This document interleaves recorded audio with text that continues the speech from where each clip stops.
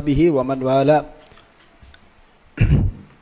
Hadirin yang dimuliakan Allah Subhanahu wa taala, alhamdulillah malam hari ini kita memasuki pembahasan yang baru. Kemarin kita sudah membahas tentang penyakit-penyakit hati, yaitu berbicara tentang al-higid, berbicara tentang al-hasad, berbicara tentang al-kibir.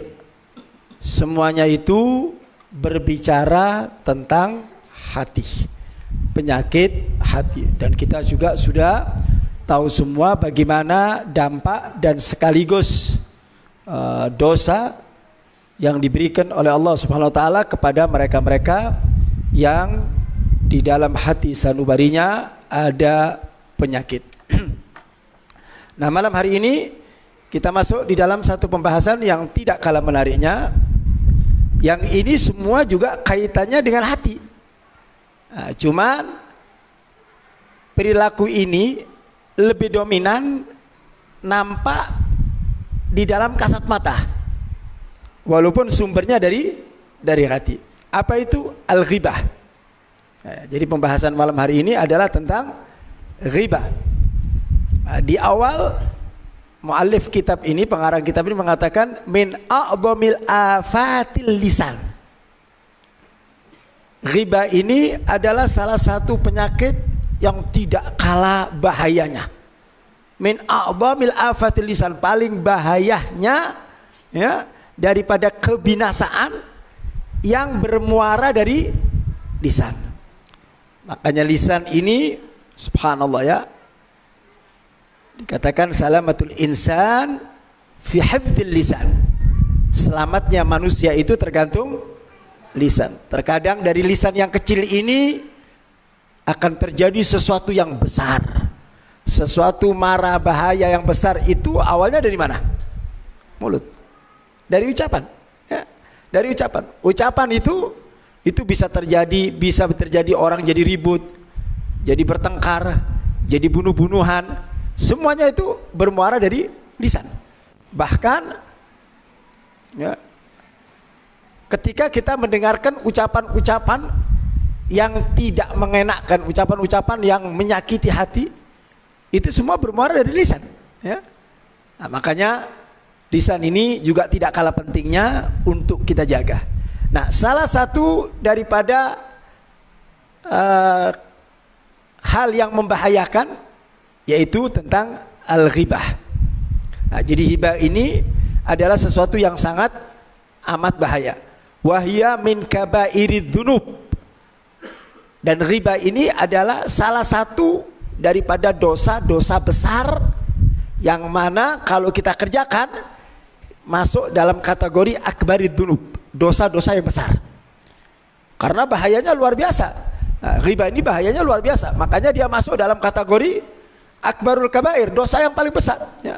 Karena semua itu bermuara dari ghibah itu dulu ya. Sesuatu yang besar yang bakal terjadi itu diawali dari ghibah ya. Dan itu kata beliau sangat mencelakakan seseorang apabila dia tidak bisa menjaga daripada lisan tersebut. Fitnah bisa terjadi gara-gara hibah ya, gara-gara hibah. Kemudian di sini dikatakan wa taqta'u rawabitul ulfata wal mahabba bainan nas. Persaudaraan bisa putus gara-gara hibah ya. Gara-gara hibah, ini ngomongin ini ngomongin ini ya. Akhirnya yang dulu rukun, yang dulu baik, yang dulu saling mencintai, yang dulu saling menghormati, itu bisa putus gara-gara ghibah ya. Nah, makanya ghibah ini satu penyakit yang sangat amat bahaya ya. Nah, kita mau tahu apa itu ghibah. Ini ghibah sebenarnya sudah tidak asing lagi di telinga kita ya. Termasuk bahasa Arab yang masuk ke dalam bahasa Indonesia ya, bahasa Arab tapi masuk ke dalam bahasa Indonesia ya kan. Kita sering dengar orang entong ghibah ya kan, nggak ada tuh bahasa entong ngomongin orang ya. Jadi singkatnya mereka entong ghibah. Nah, ghibah itu dari bahasa Arab ya. Artinya apa? Kita semua paham apa itu makna ghibah ya. Nah, di sini dijelaskan oleh baginda Nabi Muhammad sallallahu alaihi wasallam, atadruna manil ghibah, atadruna mal ghibah. Apa sih yang dimaksud dengan ghibah itu? Kita cuma dengar ghibah, apa sih ghibah itu? Qala Rasulullah sallallahu alaihi wasallam, Nah, ini definisi riba nih. Ini definisi riba. Jadi kalau kita melakukan seperti ini, ya, maka ini masuk dalam kategori riba. Apa itu kata Nabi? Dzikruka akhaka bima yakrah. Menceritakan sesuatu dari saudara kita, kalau dia mendengar itu dia nggak suka, itu riba. Saya ulangin ya, riba itu kalau kita menceritakan tentang sesuatu kepada orang tersebut, kita sebutkan namanya fulan misalnya, kita ceritain orang itu kepada orang lain. Kalau orang itu ngedenger, kalau orang itu tahu yang kita ceritakan itu dan dia tidak suka dengan cerita tersebut, itu yang dikatakan riba. Habib, bagaimana kalau yang diceritakan itu memang fakta? Yang diceritakan itu benar. Yang diceritakan itu sesuai dengan apa yang dia ceritakan. Kata Nabi, hada huwal riba. Itu yang dimaksud riba. Justru yang benar itu yang riba. Jadi kalau kita menceritakan tentang seseorang misalnya, kita cerita, nih orang itu teh,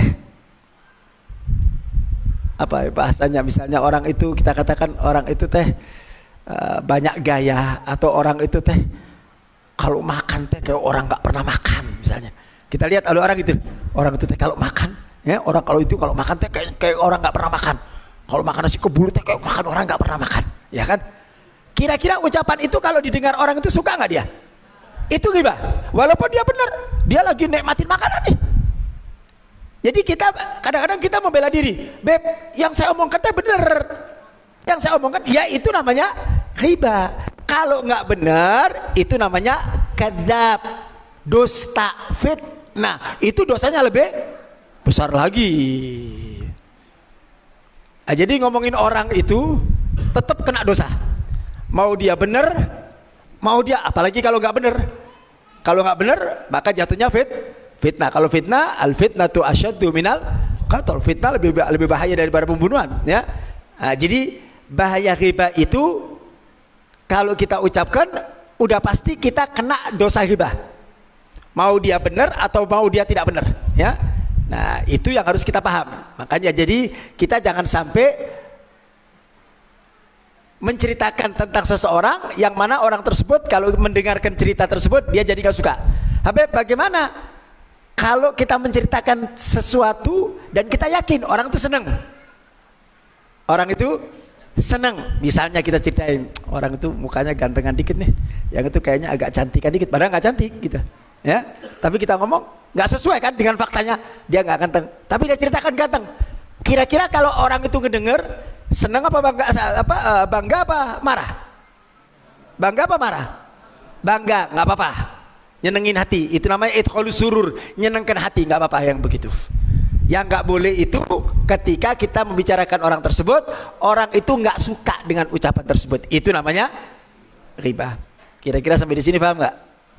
Paham ya? Nah, jadi makanya hati-hati. Makanya kita jangan gampang-gampang untuk menceritakan ya tentang seseorang kalau kita tahu pasti bahwa ucapan tersebut menjadikan orang nggak nyaman, menjadikan orang nggak suka, menjadikan orang benci.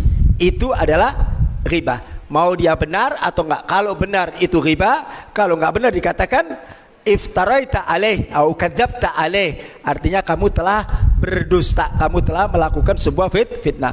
Wa takunul ghiba bi dzikril uyub fi dinil mukhtab au badani. Atau riba itu bisa terjadi ketika kita menceritakan tentang postur tubuh orang. Misalnya ada orang nih, ya, jalannya agak miring dikit nih, ya kan, kita lihatin tuh orang tuh jalan ngapain tuh miring-miring teh, ya, ada orang teh begaya kan, ada orang yang begaya teh, ada orang misalnya di majelis teh duduknya tuh lihat gayanya teh kumaha teh duduk teh gitu, ya, jadi gerakan-gerakan tubuhnya teh, ya, dia kita itu menunjukkan kita nih kadang-kadang suka merhatiin orang sih ya. Ya, kita ini kadang-kadang nggak fokus. Kita ini kalau hidup ini kadang-kadang nggak fokus, ngaji nggak fokus. Kita kalau ngaji itu fokus. Saya deh datang pengajian mau selawatan mau ngaji, dah, tong ngelirik sana, tong ngelirik sini, tong lihat sana, tong lihat sini. Kalau lihat kemudian nggak dikomentarin mending. Ini lihat pakai dikomentarin lagi. Ini ngerusak daripada amal ibadah kita. Paham ya? Jadi kita kalau mau ngaji yang fokus. Sebab Sebab kita ini kadang-kadang mata kita teh jahil. Kalau lihat orang begitu, lihat ada orang duduk yang miring, ngapain teh duduk miring teh? Ngapain? Terus manfaat, astagfirullah, manfaatnya tenau. Nah itu bagian daripada ghibah, ya. Jadi ghibah itu bukan saja menceritakan kejelekan orang lain, ya. Ghibah juga ketika kita mensifati orang tersebut dengan apa? Fi badanihi, au khuluqihi, ya. Atau wa kullu ma yunsabu ilaih, atau sesuatu yang ada pada dirinya, ya, ada pada dirinya. Misalnya ada teman kita misalnya ada di mulut atau di bibirnya sini, atau ada merah-merah dikit gitu, ya, ada kemerah-merahan. Mau ngapain tadi merah-merahin teh? Ya, ngapain tadi merah-merahin? Misalnya pakai bedak nih, pakai bedak agak sedikit menor gitu ya. Tuh lihat, bedak-bedak ngapain teh? Ya. Jadi benar, dia sih pakai bedaknya memang terlalu merah mungkin barangkali ya. Makanya kita juga jangan terlalu over gitu ya. Kita ini kadang-kadang nggak sadar ngundang orang lain berbuat dosa gara-gara kita.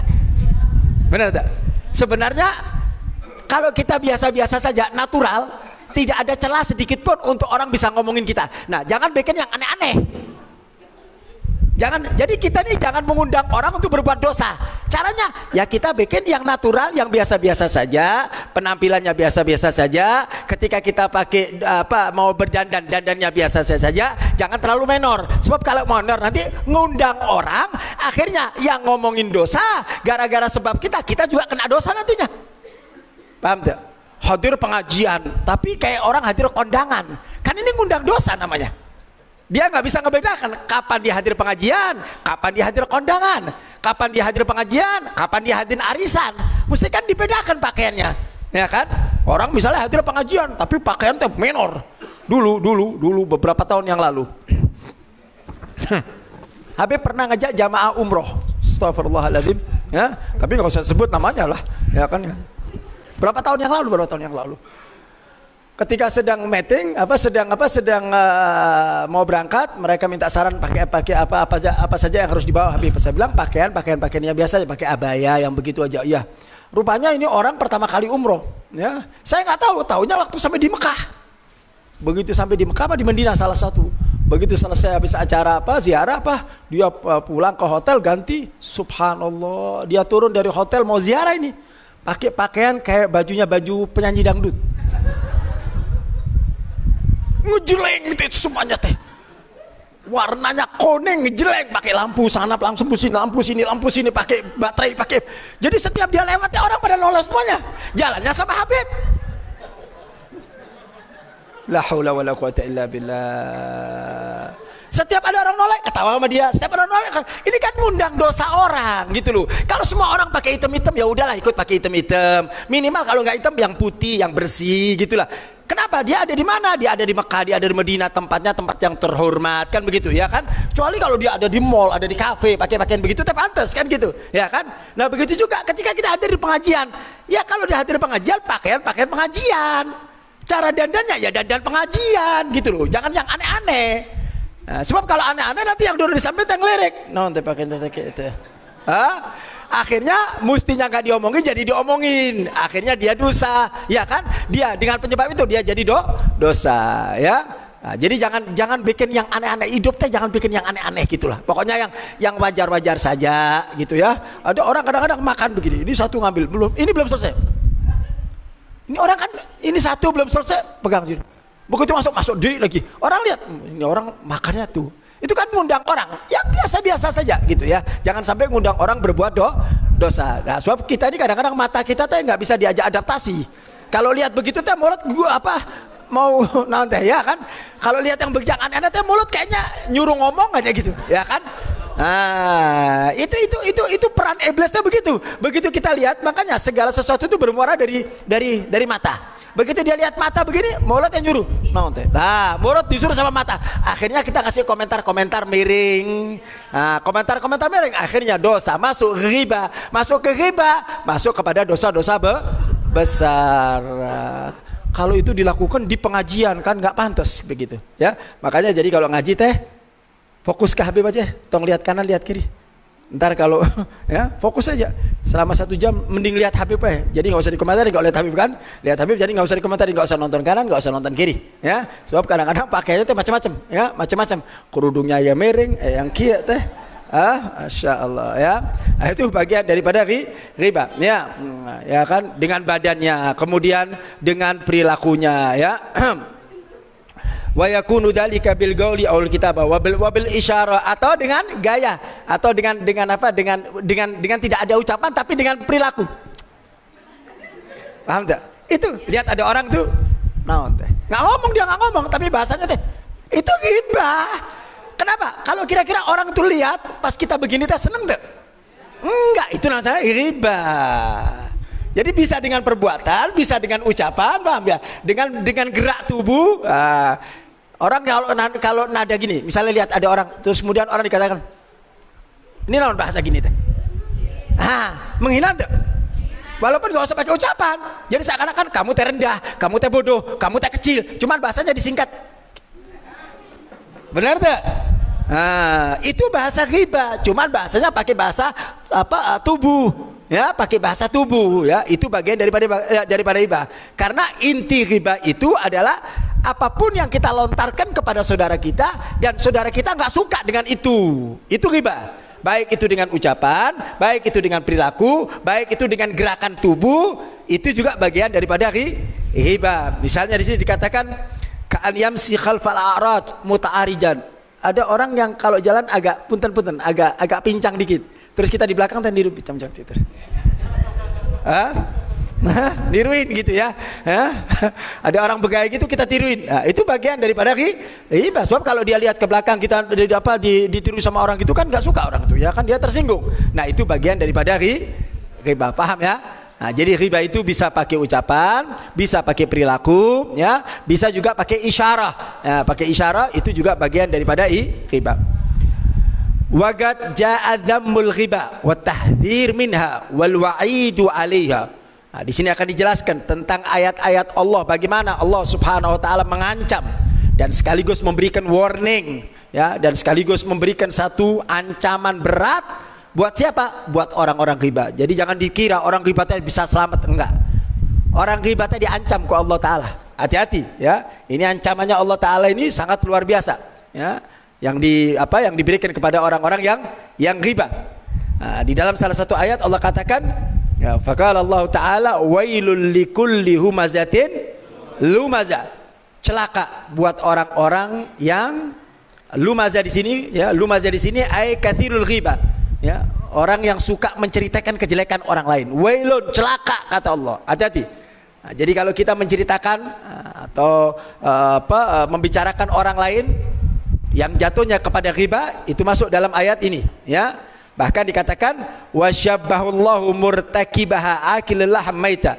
Orang yang riba, yang minggu kemarin juga kita bahas bahwasanya orang yang riba itu diancam oleh Allah taala seperti apa? Seperti makan bangkai saudaranya. Nah, jadi orang riba itu, ya, di samping dosanya besar sama Allah taala, bahkan Allah memberikan satu perumpamaan. Saking besarnya itu dosa, seperti kita lagi makan bangkai daging saudara kita. Makan bangkai, bukan makan bangkai binatang, makan bangkai daging daripada saudara kita. Di sini katakan wala yaghtab ba'dukum ba'dah. Jangan kalian riba satu sama lain. Di akhir ayatnya Allah katakan maitan fakarihtumu, apakah kamu tidak merasa jijik untuk memakan daripada bangkai, ya, bangkai saudaranya. Jadi riba itu memakan bangkai saudaranya. Kemudian Nabi kita Muhammad sallallahu alaihi wasallam beliau mengatakan wa iyyakum wal riba. Hati-hati kalian jangan sampai terjerumus ke dalam perbuatan riba, ya. Mulutnya dijaga. Fa innal riba asyaddu minaz zina. Lihat. Karena riba itu dosanya lebih besar daripada orang berzina. Lihat. Kelihatannya enteng ya ngomongin orang ya. Kadang-kadang kita ini kadang-kadang kita nganggap, oh, ente kan sudah berzina, ente kan sudah minuman keras. Oh, dia nggak sadar kalau tiap hari teh riba. Nabi mengatakan asyadda minaz zina. Berbicara tentang dosa ini, ya, berbicara tentang dosa, ya. Kita nih kalau lihat orang berzina, orang berjudi, orang mau mabukan, oh, itu dosanya besar. Kita nggak sadar kalau tiap hari teh kita ghibah, kita anggap ghibah teh dosa kecil, dosanya teh pendek. Makanya kita senang kalau ghibah teh hobi ghibah. Ya, Nabi mengatakan asyaddu minaz zina, bahkan dosanya lebih besar daripada zina. Sahabat bingung, ini zina besar, ini ghibah. Bagaimana ghibah bisa dosanya lebih besar? Fa inna rajulun qad yazni wa yatub. Apa kata Nabi? Kenapa ghibah itu dosanya di atas zina? Orang yang zina, ya, orang yang zina kata Nabi, fa inna rajulun yazni wa yatub. Orang yang berzina satu saat dia bisa bertobat kepada Allah Taala. Selesai. Dia bertobat nih, dia terjerumus ke dalam perbuatan zina. Kemudian dia bertobat kepada Allah Taala. Selesai, udah. Ya, karena hubungannya dengan siapa? Dengan Allah langsung. Fayatubullahu alaih. Kemudian Allah akan memberikan tobat tersebut. Artinya tobatnya diterima oleh Allah Taala. Wa inna sahibul ghibah, tapi orang yang ghibah la yughfaru lahu, tidak akan diampuni dosanya oleh Allah. Orang yang ghibah dosanya tidak diampuni oleh Allah sampai kapan? Hatta yughfaru lahu sahibu, sampai orang yang diomongin tadi memberikan maaf kepada orang tersebut. Pernah nggak kita habis ngomongin orang terus kita datang, maaf tadi saya ngomongin kamu, pernah tuh? Nggak pernah, kita nggak berani kita ngomong gini. Tadi kamu saya omongin tadi, kamu teh pendek, hitam saya omongin gitu tadi, berani gitu. Tadi saya ngomongin. Ada orang begini disiasatin pakai politik. Beb, saya teh pernah ghibah sama orang itu. Tiba-tiba saya datang, saya minta maaf ya. Tapi dia tidak mau sebutkan dosa yang dia lakukan. Dia tutup. Orang tanya, kamu teh dosa naon? Tiba-tiba minta maaf teh. Kata ulama, enggak, sebutin dulu dosanya. Nyebutin dosa ini yang berat. Kalau kita kan nggak dibongkos saja, maafin saya ya. Nah, tiba-tiba ada orang, kita kalau ada orang tiba-tiba minta maaf sama Habib, Beb maafin saya. Berarti dia melakukan kesalahan enggak? Iya dong, pasti melakukan kesalahan. Nggak ada tiba-tiba minta maaf, ya kan? Pasti ada kesalahan. Nah, kesalahan itu kata ulama unjukin dulu. Apa kesalahan yang kamu kerjain? Iya, tadi barusan saya ngomongin Habib. Habib teh banyak ngomong, banyak bacot, Habib teh liar, Habib teh kid. Nah, ceritakan itu dulu. Nah, baru kemudian saya maafin engkau, baru Allah akan memberikan maaf. Kira-kira riwayat yang mana teh? Riwayat yang mana? Kelihatannya kan zina. Bukan berarti zina itu baik, bukan, tetap dosa. Bapak berjudi, bukan berjudi itu baik, tetap dosa. Tapi ini kita sedang membandingkan, terkadang kita menyepelekan sesuatu yang kita anggap kecil, padahal itu dosanya besar di sisi Allah. Kalau dia zina, dia minuman keras, dia berbuat judi, kemudian dia bertobat kepada Allah dan berhenti, selesai. Innallaha ghafurur rahim, diampuni sama Allah Ta'ala. Yang repot ini kalau hubungan sama manusia, repot. Makanya dikatakan di sini oleh para ulama, al-ghibah asyaddu minad dain. Ghibah itu lebih bahaya daripada utang. Kenapa? Ad-dain yuqdah. Utang, kalau kita punya duit, kita bisa bayar. Tapi ghibah la yuqdah.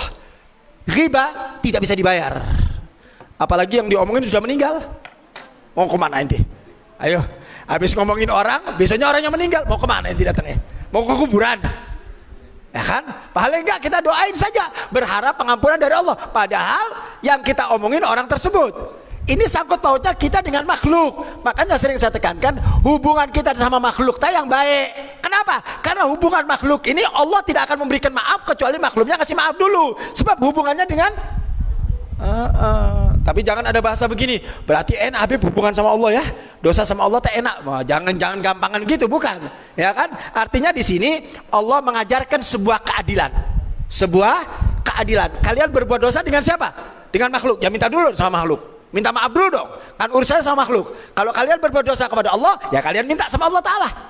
Nah, kalau kita doa sama Allah Ta'ala, Ghafurur Rahim, Ya Arhamar Rahimin, Allah akan ampuni kita punya dosa. Nah, kalau ghibah, nah bayangin kalau tiap hari kita ghibah 2 jam, ada 10 orang yang kita ghibahin, habis waktu kita Pak, habis. Dan yang menarik ya, dan yang menarik, ghibah ini ketika kita ngomongin orang, itu yang rugi kita, yang diomongin teh nanti di akhirat, yang dikatakan oleh Nabi SAW, atadruna manil muflis. Ketika Nabi ditanya, ketika Nabi memberikan pertanyaan kepada para sahabat, atadruna manil muflis, tahukah kalian siapa orang yang nanti di akhirat menjadi manusia paling bangkrut? menjadi manusia paling pelit nanti di akhirat. Siapa? Salah satunya adalah ketika dia di dunia, dia ghibah kepada orang lain, dia berbuat dosa kepada orang lain, pahalanya orang tersebut diambil dikasihkan kepada orang lain. Jadi kalau kita ngomongin orang, artinya kita transfer pahala baik. Sholat kita kasihin dia, puasa kita kasihin dia. Kalau sudah nggak punya amal kebaikan, dosanya orang diambil dikasihkan sama kita. Masya Allah, itu bahayanya ghibah. Keluar dari mana? Mulut. Makanya tong banyak ngomong. Orang kalau banyak ngomong, kata Nabi SAW, man kathura kalamuhu kathura khata'uhu, wa man kathura khata'uhu kathura dunubuhu, wa man kathura dunubuhu fannaru aula bih. Orang kalau hidup jangan banyak ngomong. Orang kalau banyak ngomong banyak salah. Kalau banyak salah banyak dosa. Kalau banyak dosa mati masuk tah gitu. Paham tak? Iya, jangan banyak ngomong, jangan banyak ngomong. Udah kayak nggak penting-penting, jangan ngomong. Diganti naon Nabi? Selawat. Ganti naon? Zikir. Ganti baca la ilaha illallah. Mau ngapain ngomongin orang? Ya, nggak ada manfaatnya. Kita ghibah sama orang, manfaatnya naon? Ayo cobain. Dosa pasti manfaatnya naon? Jadi kadang-kadang kita ini melakukan sesuatu, kalau hitung-hitungan bisnis itu rugi pasti, untung ente, tapi dikerjain. Orang kalau bisnis mau untung mau rugi. Kalau ada orang, saya beb mau bisnis tapi saya mau rugi, masukkan ke rumah sakit jiwa. Benar tak? Tanya yang begitu. Orang kalau untung urusan bisnis saja, kepinginnya untung urusan dunia, urusan akhirat kenapa nggak ada hitung-hitungan seperti itu? Kalau saya ngomongin orang, saya yang rugi, kebaikan saya diambil, saya diberikan dosa sama Allah Ta'ala. Nah, harus ada hitung-hitungan ketika kita berbicara tentang hukum-hukum Allah. Baik. Kemudian di sini juga diceritakan ketika baginda Nabi Muhammad sallallahu alaihi wasallam marartu bi qaumin, ketika Nabi Urija, ketika Nabi Isra wal Mi'raj, Nabi berangkat ke langit, ya. Nah, di situ Nabi dipertontonkan dengan beberapa kejadian, yang mana kejadian-kejadian itu menjadikan satu ibrah, satu pembelajaran, dan sekaligus untuk disampaikan kepada umat Nabi Muhammad sallallahu alaihi wasallam. Nah, ketika Nabi sedang berjalan bersama malaikat Jibril, kemudian Nabi melihat satu kaum yang mana jari jemarinya ini terbuat dari timah. Jari jemarinya ini terbuat dari kuku-kukunya ini terbuat dari timah. Yang dia lakukan, yakhmisuna wujuhahum wa sudurahum. Dia koyak-koyak mukanya, dia hancurkan badannya, terus dia koyak-koyak terus sampai keluar darah. Begitu selesai, dia koyak-koyak lagi itu mukanya, dia hancurkan darahnya, jadi dicakar-cakar begitu darahnya, mukanya. Nabi melihat, Nabi berhenti sebentar. Nabi melihat ini satu kejadian yang aneh nih. Kemudian Nabi bertanya, ya Jibril, man haula? Siapa ini wahai Jibril? Kemudian Jibril mengatakan, hadza min ummatika ya Muhammad. Ini adalah sebagian daripada umatmu. Nabi kaget. Ini sebagian daripada umatmu yang akan mendapatkan seperti ini. Kemudian Nabi bertanya, umatku yang bagaimana wahai Nabi? Kata Nabi, kata malaikat Jibril, alladzina ya'kuluna luhumun nas, yaitu orang-orang yang dulu waktu di dunia dia mengumpat atau membicarakan orang lain sehingga ketika dia di akhirat mendapatkan adab seperti ini. Masya Allah. Ghibah, ya. Ini naudzubillah, ya. Jadi dosa ghibah ini sangat amat luar biasa. Makanya mulutnya ini harus dijaga. Lihat. Kemudian ini pernah saya bawakan ini. Nah, hadis riwayatkan Aisyah. Ini lagi bicara tentang ghibah, ya. Ketika Sayyidatina Aisyah, ya, berbicara dengan Nabi SAW, qultu li Nabi SAW, ya. Habibah Aisyah bicara kepada Nabi SAW tentang madunya, yang pernah saya ceritakan tentang madunya, namanya Sofia. Sofia ini salah satu daripada istri Nabi SAW, sambil mengatakan kepada Nabi, ya Rasulullah, Sofia kada wa kada. Sofia itu ya begitulah. Ya begitulah. Jadi nadanya agak nada kurang senang begitu. Sehingga periwayat mengatakan yang dimaksudkan oleh Sayyidatina Aisyah itu dengan kada wa kada itu, dia katakan apa? Ta'ni gosira. Sofia itu orangnya pendek. Sofia itu orangnya pendek. Sofia itu istri Nabi, ya. Habibah Aisyah juga istri Nabi. Kalau kita tanya, Habib, berarti istri Nabi sama istri Nabi teh kok begitu, Beb? Ya namanya juga manusia. Istri Nabi itu manusia biasa, paham ya? Dia mendapatkan kemuliaan ummahatul mukminin, tapi insanianya, perempuannya tetap sebagai seorang perempuan, namanya juga madunya lah gitu ya.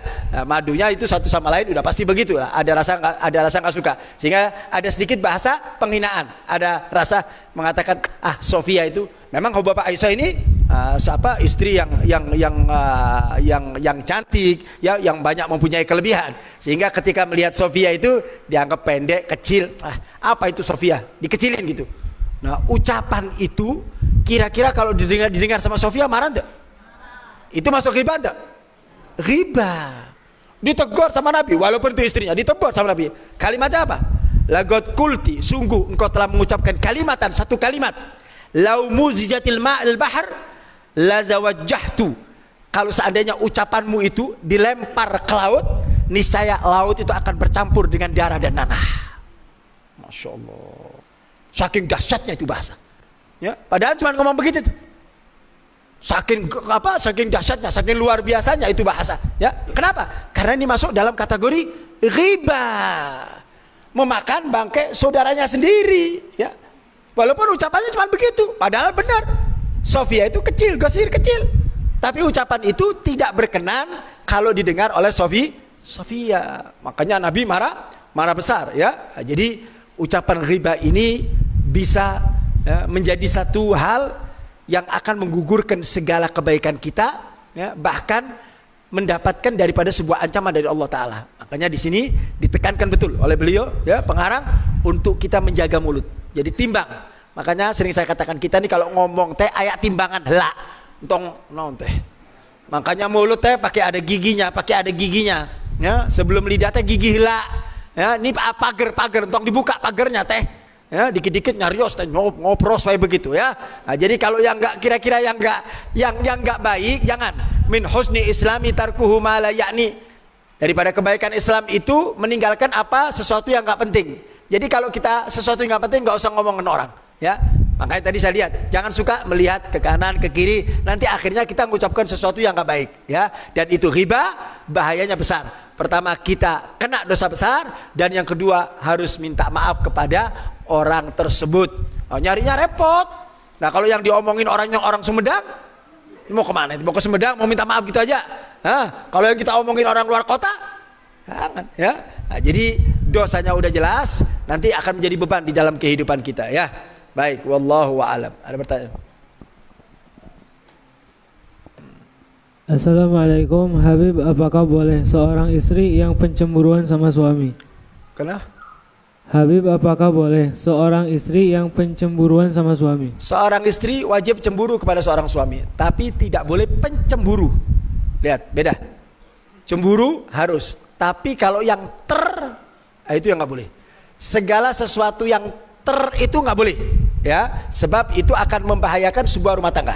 Karena rumah tangga itu bisa hancur kalau ada terlalu cemburu. Cemburu wajib, harus, karena kalau seorang istri sudah nggak cemburu sama suami, ya berarti udah bosan aja gitu, nggak cemburu, mau di rumah mangga, mau pulang mangga, mau pakaian mangga, mau berdandan mangga, pokoknya mau ada boleh, nggak ada boleh. Nah itu bahaya. Kalau nggak ada kecemburuan, nggak boleh. Cemburuan itu ghira, itu bagian daripada rumah tangga, tapi jangan terlalu Nah kalau ini yang menjadikan nanti menjadikan rumah tangga bisa nggak karu-karuan ya. Jangan terlalu sesuatu yang naon teh, sesuatu yang mestinya nggak harus kita lakukan. Jadi suami teh kemana-mana teh dimonitor teh. Bapak teh di mana, Pak? Bapak di kantor, begitu pindah, sekarang Bapak di mana? Lagi di bengkel. Bener tuh, coba video call bengkelnya lah. Ya, kita ini kadang-kadang begitu, terlalu berlebihan, biasa-biasa saja ya. Saya sering katakan, Bu, Pak, cinta teh biasa-biasa saja, jangan terlalu berlebihan ya. Biasa-biasa saja, cintanya teh biasa-biasa saja. Cinta yang sebenarnya berikan kepada Allah dan kepada Nabi Muhammad SAW. Pada suami, anak, istri teh semua cintanya biasa-biasa, jangan terlalu kalau sudah nanti akibatnya nggak karu-karuan dalam rumah tangga ya. Orang tuh nggak senang kalau terlalu dicurigain, nggak senang nantinya, paham tidak? Assalamualaikum Habib, bagaimana cara membayar hutang orang yang sudah meninggal? Kalau bayar utang ini terlalu lama kali utangnya ya. Kalau yang mau dibayar orangnya meninggal, pertama ulama mengatakan cari dulu keluarganya.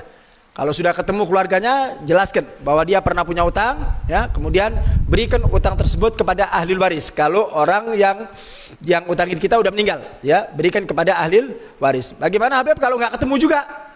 Yang sudah meninggal, orangnya sudah meninggal, kemudian ahli warisnya juga nggak ketemu. Bagaimana cara bayarnya? Kita tahu utang kita misalnya 500.000. Bagaimana cara bayarnya? Cara bayarnya, kalau sudah nggak ketemu, lewat orangnya nggak ketemu, ahli warisnya nggak ketemu, sodakohkan ke masjid dengan niat pahalanya untuk orang tersebut. Ya Allah, saya sudah cari orang tersebut dan tidak ketemu, saya utang 500 ya Allah, saya masukkan ke masjid atau saya berikan kepada yatim piatu, pahalanya saya berikan kepada orang tersebut. Begitu, solusinya begitu, kata ulama. Baik. Assalamualaikum, Habib, bagaimana sikap seorang anak kalau ada orang tua yang banyak aturan? Kalau ngadepin orang tua memang macam-macam. Ada orang tua yang bawel, ada orang tua yang cerewet. Bagaimana sikap anak? Saya dulu dapat satu tip dari guru saya. Ngadepin orang tua teh harus pandai-pandai main sinetron. Pandai-pandai main sinetron. Orang tua ini udah namanya juga orang tua, ya. Orang tua ini di atas segalanya. Orang tua teh di atas segalanya. Bahkan, ya, diceritakan ketika Imam Abu Hanifah, ya, Imam Abu Hanifah didatengin oleh ibunya. Bagaimana akhlaknya? Didatengin oleh ibunya.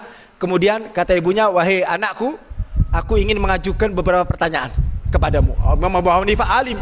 Kemudian ibunya memulai untuk mengajukan pertanyaan. Sebelum ibunya mengajukan pertanyaan, Imam Abu Hanifah memanggil salah satu muridnya untuk duduk di sampingnya. Kemudian Imam Abu Hanifah mengatakan, wahai muridku, nanti pertanyaannya orang tuaku biar kamu yang ngejawab, jangan saya yang ngejawab. Ya. Kemudian ibunya bertanya, setiap pertanyaan dijawab sama muridnya Abu Hanifah. Begitu selesai dijawab, selesai. Kemudian Imam Abu Hanifah bertanya, wahai Imam Abu Hanifah, kenapa bukan engkau yang ngejawab? Kenapa bukan engkau adalah guruku, engkau lebih alim daripada aku. Kenapa bukan engkau yang menjawab pertanyaan-pertanyaan daripada ibumu? Apa kata Imam Abu Hanifah? Aku takut jawabanku kepada orang tua itu khawatir aku menjadi guru buat orang tuaku, dan itu sudah masuk dalam kategori anak yang durhaka sama orang tua. Ngajarin waqfid lahum janaha dzulli minar rahman di Quran. Rendahkan diri kita kepada orang tua. Jadi kepada orang tua ya memang harus begitu. Jadi kalau kita lihat ada orang tua bawel, orang tua cerewet, ya kita yang bermain cantik, sinetron gitu loh. Basa-basi yang enak. Mau bilang apa? Ini orang tua? Orang tua tetap di atas segalanya, wajib dihormatin. Nah, kitanya seorang anak harus pinter-pinter bermain. Jangan, oh ini kayaknya nggak bisa ini. Jangan ya. Perdebatan kepada orang tua, kata para ulama sepakat itu masuk dalam kategori uququl walidain. Ngedebat orang tua, ngedebat. Beb, ini orang tua teh salah. Selama salahnya bukan syar'i, bukan urusan syariat, maka urusan dunia, misal urusan dunia nggak usah didebat. Tapi kalau urusan syariat, misalnya orang tua kita bilang, sholat maghrib teh 4 rakaat. Misal ada orang tua begitu. Nah, ini syar'i. Maka seorang anak boleh meluruskan itu pun dengan cara ucapan yang baik, ucapan yang lunak, ucapan yang tidak menyakiti hati orang tua. Ya, nah, memang macam-macam orang tua itu, ada yang begitu, ada yang bawel, ada yang riuh, nggak dipandang orang tua, kadang-kadang pusing juga, dikasih pemahaman juga nggak paham, ya kan? Ya udah, namanya juga seorang anak, ya, karena kita juga butuh doa orang tua. Kita ini hidup butuh doa orang tua, doa orang tua di atas segalanya. Kita butuh dengan itu semuanya. Seorang anak, udah jangan berbuat apapun di depan orang tua. Udah, orang tua kalian setelah Allah, Nabi, orang tua kalian, jaga kalian. Kalau kalian ingin bahagia, ya itu sudah resepnya. Ya, jadi harus bermain cantik, harus mengucapkan kalimat-kalimat yang bagus kepada orang tua. Assalamualaikum, Habib minta doanya untuk papa saya yang bernama Usep yang sedang sakit. Dan juga assalamualaikum Habib, saya minta doanya untuk bapak saya yang baru saja meninggal, Bapak Omarta bin Suparta. Allah bijah suratul Fatihah. Allah ja'alna niatana fi niatihim wa amalana fi amal yashfa la shifa illa shifa'u wa yaghfir lahu dhunub wa yastur lahu uyub wa yaj'al furud ya suratul Fatihah wa ila hadratin nabi sallallahu alaihi wasallam. Fatihah. Bismillahirrahmanirrahim. Rahmanirrahim. Maliki yaumiddin. Iyyaka na'budu wa iyyaka nasta'in. Baik, nanti minggu depan kita akan bahas tentang asbabud da'iya ilal ghibah. Apa yang menjadi sebab kita masuk dalam perbuatan ghibah? Nanti dijelaskan di sini. Penyebabnya itu apa? Sehingga kita ini gampang ghibah penyebabnya naon? Di sini disebutkan nanti. Ada beberapa asbab, ada beberapa penyebab sehingga kita nggak sadar kalau kita digiring sampai kita terjerumus ke dalam perbuatan ghibah. Insyaallah malam Jumat ke depan. Insyaallah. Maka doa.